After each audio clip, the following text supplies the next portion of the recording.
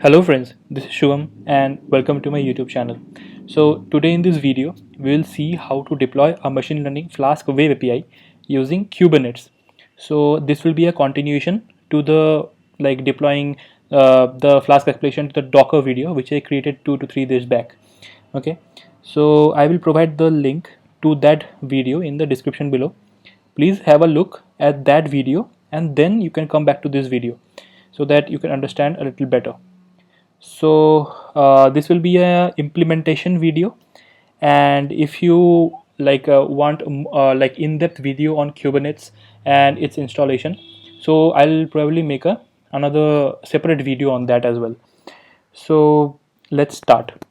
So in my last video we have seen we have got this ML web API, Flask web API, and out of this we have created, like it was already created, we have just deployed in our Docker. Okay, so we'll be following some steps. So let's start. Okay, so let me open my terminal first. Okay, so firstly we will go to this directory. Okay, so let me go desktop, cd ipl docker, cd files. Okay, so as do for ls, and you can see this, okay, the Docker file and all. So here what you have to do is, first we have to build the Docker image. Okay, and corresponding I'll show you this Docker desktop as well, so there are no containers running. So we'll build this and then we'll run. Okay, so it will take some time to run. Okay, so it is building it, as you can see here. So it will install all the dependencies in the requirement.txt file as well, so it will take some time. So you have successfully created this one. Okay, so next step is to run it. So let's go to that run command. Okay, since we have created this one, so on 8080 port we are going to run it. Okay, so here you can see that it is running, and this is the image name, the Docker image name, Shubham IPL 123. Okay, so this is running on port 8080. So this is deployment in Docker. Okay, so what we are gonna next explore is how we can do this in Kubernetes. So you have to open this Docker desktop file. Okay, then you have to go to the settings here. After going to settings, you have to go to Kubernetes, then you have to enable this. If it is not enabled, then you have to enable this.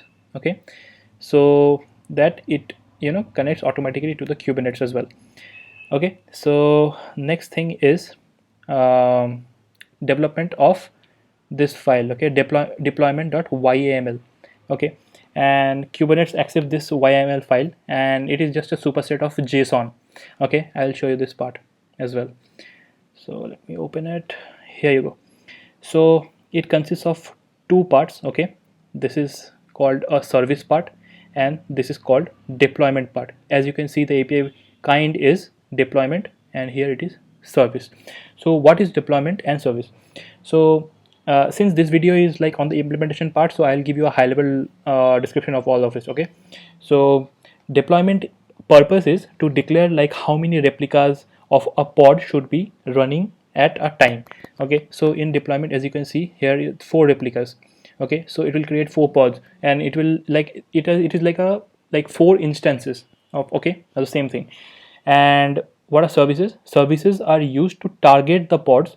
It allows your application to like receive traffic. Okay, so services are of different types, like cluster ID, there is load balancer, node port, then extreme name, etc. Sorry, external name, etc. So you can just go to the official like documentation of Kubernetes to get to know more about this. Okay, so it is pretty straightforward of. So as you can see here, so you can see the service part and this is the deployment part. So yeah, we have majorly 3 parts of the configuration, okay, of this service part or deployment part, you can say. So these are 3 parts of configuration, that is metadata, there is specs, and there is another thing called status, which you cannot see here. Okay, there is a cluster brain called etcd that maintains the status. Okay, so if you go depth into Kubernetes, you can probably study about etcd and all. So what is metadata? So in metadata you have to give the name or the label. Okay, so in specification, so you can see here metadata name is equal to this one. Okay, just give information about this API version. Okay, so this is a metadata name. So Next is the specs. So what is specification? The specification consists of like replicas, selector, templates, etc. As you can see here. Okay, this is a selector. Okay, this is match label. I'll tell you what is this. Like here you can see replicas. Here is a template, and each template has its own metadata again. Okay, so you can give your own information according to your needs. Okay, so the specifications are different in case of deployment and in service. Like you can see that here you can see that there is replicas, there is selector, and there is template. Here template, replicas, selector. But here you can see that there is a selector and there is ports. Okay, in specification here specs you can see selector and ports only. There is nothing else, and there is a type load balancer. So there are 4 types, I think. Load balancer, there is a cluster IP. Okay, there is external name, and there is node port. So you have to go in depth to understand each one of them. So in this implementation video we'll not talk about that. Okay, so next part is the status. So what is status? Let me tell you. So there is a concept in Kubernetes. So let me show you this one. Okay, so in status what happens is it automatically generates, and it is actually the status is automatically generated and added by the Kubernetes, and Kubernetes will always compare what is the desired state and what is the actual state of the status of that component. Like as you can see in the code itself, we have mentioned that the replicas is equal to 4. Okay, so say we have mentioned that replicas is equal to 2. Let's take an example that we have taken this example, but in like the etcd. Okay, so this will store the status. Okay, in the status we can, if we see that the replicas is 1. Okay, we come to see this one. Okay, so what we'll do is that Kubernetes will know that there is something to be fixed, and so it's gonna try to fix it. Okay, the Kubernetes will try to fix it because in status it is replica equal to 1, but here the replica is 2. Okay, so this is not same. Okay, this is not same. So Kubernetes knows that something is really needs to be fixed, and it is gonna try to fix it. So this is the basis of self-healing feature that Kubernetes provides. So this is why like Kubernetes is also famous for like the sales, because of the self-healing feature. Okay, so it will like it will generate a status and it will keep updating it. Okay, this will be kept updating, and what it will do is, say when Kubernetes find out that this is 1, then Kubernetes will compare it and see that it is replica 2 in the actual one. Okay, so what it will do is it will create another replica here. Okay, it will try to create another replica, and after creating another replica, this number, the status will be changed to 2. So this is called fixing, and this is self-healing feature of Kubernetes. So yeah, this is what the status is used for, and this is managed by the etcd, that is the Google, sorry, this is a cluster brain. Okay, so this is one thing. So we have covered 3 parts of the configuration, that is metadata, that is specification, and status. So this is over. So next part is how to connect services with deployment. There are 2 parts of it. Okay, so you can create like the YAML, like service YAML, and deployment YAML separately, but you can do it in the same file as well. So how to connect these 2? Okay, so for connecting we'll be let me show you here. Okay, 1 minute. Okay, so let me rub this part actually. Okay, so to connect the deployment part with this is the service part. Okay, and this is deployment. So we have to connect these 2. Okay, so how the things which are needed to connect is metadata, the label in the metadata, and selectors in the specifications. Okay, so you can see here there is something called match labels. Okay, so you can see this is the label that you're using to you have to give a label here. Okay, in this service pod. Okay, and here you have to give the same thing, the same name, so that these 2 are gets connected. Okay, so you can see here they both have the same name. So here also in templates also you can see that labels, app, and again you have given the same name, so that all the 3 are connected with the same name. Okay, so these are used to connect the service with the deployment. So what is used? Labels, this is present in metadata. Okay, metadata has labels and specs has selectors. Okay, so these two are used to connect the service with the deployment. So just don't forget to give the same name. Okay, so if you don't give the same name, it will not be able to identify the service, like it will not be connected like service and deployment. Okay, so you have to give the same name in like here you can see that there is a match labels, so these labels have to be same in the metadata, and in selector you have to put the same name here. So okay, so this part is done. So next part is to discuss is ports. Okay, these are the ports you can see here. This is a container port, this is another target port, this is another port. Okay, so what are these ports here? So in deployment, so in deployment file, if you see in this deployment part, so there is container port which is 8080, this part. Okay, this should match the target port here in services. Okay, just keep in mind, and just we are watching the implementation part of it, so I'm not going in depth, but just to listen to the requests, the service will use this same port. Okay, this target port and this container port, these two has to be same, so that it can listen to the requests from the service, so you can understand this. Okay, so it will use the same ports. So since we have created this deployment.yaml, which the Kubernetes understand, so next thing what you are going to do is let's go to the deployment part of it. So let's open the terminal. Okay, right, so this is Docker running. Okay, so next what we'll do is we'll open another terminal here. Okay, right, so here we have opened another terminal. So if we do kubectl, so you have to like install this, the package. So if you go to the official documentation, so most probably you will get it there. So yeah, kubectl get pods, if you write, okay, you can see that there is nothing, there is no resources found in the default namespace since we have not created one. So next what you are going to do is we'll create another one. Okay, so kubectl apply, but this won't work. I'm telling you why, because we have not gone to that folder yet, because you have to go to the folder location where that YAML file is created. Okay, so as you have seen here, I've already opened it here. Here is the file, you can see deployment.yaml. So let's go to that file first. Desktop cd ipl cd files. Okay, now you have to do kubectl apply, then -f deployment.yaml. So as you do this, see, you got this service and deployment, so you have got two parts of it. Okay, as I said before.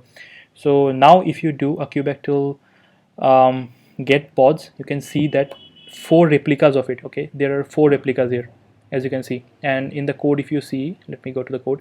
Here I have mentioned replicas equal to 4. If you have given replicas equal to 2, so you will get 2 here. Okay, so you have successfully done this.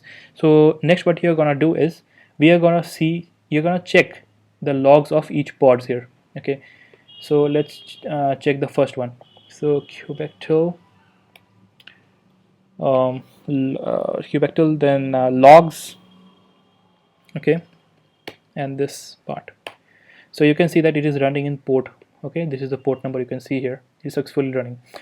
Okay, so most probably if you just copy this part and open your browser and paste it, see, it's running. Okay, so it is successful, your deployment is successful here. So yeah, so next thing what you're gonna do is we can do a couple of commands to check our status and all. So kubectl get services. So as you do this, you can see that we have defined this. Okay, this service. Okay, as you can see here, this is the same name of the service, and you can see the type is load balancer. So you can see the load balancer type here. Okay, and you can see that this is the IP, this is a local host, and which port is listening to and all, 6000. Okay, here this port, service port. So pretty much you can get all informations here. So now what we'll do is we'll try to see a little bit more information on the services. Okay, so to do that, what we will do is kubectl describe service and just name of the service. So just copy paste this service here. Here you can see that you can see there is a target port. Okay, this you can see here. Then you can check out the endpoints here. Okay, these two are the endpoints. Next you can see is type is load balancer. You can see the selected name. So entire information about the service you can get here. Okay, so now to know that you have the right endpoints. Okay, so you see these endpoints, you can view it again. So let me show you how. You can do it a kubectl get pod, then -o wide for more information. Okay, so you can see here that these are the IPs that you're running. So 24, 25, 26, 27. So there's 24, 25, 26, and another one more that is 27 only. So yeah, you can check this out from here. Okay, so this is what we can see. And okay, so to check the status, okay, the etcd maintains the status as I have already told you, and how it maintains the self-healing feature. Okay, so you can go back to the video and check that out, and I have mentioned there. Okay, it will keep comparing the desired state and the actual state, and if it does not match, then it will self-heal itself. If like replicas are missing, it will create replicas and all. So that is self-healing feature. So let's check out the status first. Okay, so do this kubectl get deployment, then give the name of the image, IPL123. Okay, and -o YAML, the format. Okay, so if you do this, then you can get the status here. So you can see that replica is equal to 4. So Kubernetes says that it is same as that of the actual, and the status is the desired state and the actual state are both the same, so there is nothing to change. So it will look not only for replicas, but it will look for other statuses as well. So this is everything. See, you can see that there is specification, so many things have changed. Okay, so this the Kubernetes handles this internally. So this is really great, the self-healing feature of Kubernetes. So this status is stored in etcd, and it is called the cluster brain in Kubernetes. Okay, so what you can do is since it is very, you cannot see here. Okay, so next what we'll do is we'll try to download this. Okay, so what we'll do is the same thing, and we'll download this into a file called deployment result dot YAML. So we are going to download this entire thing in YAML file. So let's do that. Here I think you have downloaded. Let's go to the folder structure. Let me go to the folder structure, and here is deployment result.yaml. So if you just open it with Atom, okay, so you can see that a lot of things are added and a lot of things have changed as well. So this is the deployment part, and this is the deployment part which we have defined before. Mostly the main things will be same only, but with few modifications as well, because of the original, originally it will be a little bit, here and there, as you can see. So yeah, it checks for the status, like desired state and actual status, as I have already told you. So next what we will do is, since everything is over, I have shown you the deployment as well, so it's running fine. Now what we will do is, our work is done, so we are gonna if you do this one, okay, kubectl get pods, you can see these 4 pods. Okay, these 4 replicas ready and running stage. Okay, so since our work is done, so we are gonna delete it. Okay, so what we're gonna do is kubectl delete, okay, and -f, and then deployment.yaml, deployment.yaml. Okay, so our work is done. You can see that it has been deleted. So now if you do a get pods, you will not get any pods as well. Okay, so you can see, actually you can see that it is in the 0 state. Okay, it has gone 0, it is terminating. The status is terminating. So after a few minutes you can see that it is terminated, everything is terminated. Okay, see, now you can see that no resources found in the default namespace. Just give some time because it takes internally it takes some time to execute. Okay, so it's running, dominating, and this is nothing is there. So yeah, this is all for this video, to how to deploy it in Kubernetes. And if you like want like in-depth knowledge video on Kubernetes and like installation part of all the libraries, like I already told you, this kubectl, this library you'll get in the official documentation. If you follow that, you will most probably be able to download it for Windows, if you are a Windows user, for Linux and Mac if you are respective users as well. So that's fine. So yeah, that's all for this video. If you like this video, please like, share with your friends, and I always tell you that don't keep your information within you, just share it with your friends so that they can take advantage of this. And if you like find this video really informative, then please subscribe to my channel if you have not already subscribed, and because there will be more informative video coming up in the future, and all related to like cutting edge technologies as well. So yeah, please go through my channel, and I've already uploaded like 11 videos, I guess. So yeah, so you can go through all those videos, and all are pretty informative, according to me. I think you will benefit from all those. So I think it's all for this video. Please subscribe to my channel, share and like and comment all suggestions, like what more videos that you want me to make, okay, in future. Yeah, so thank you. Bye bye.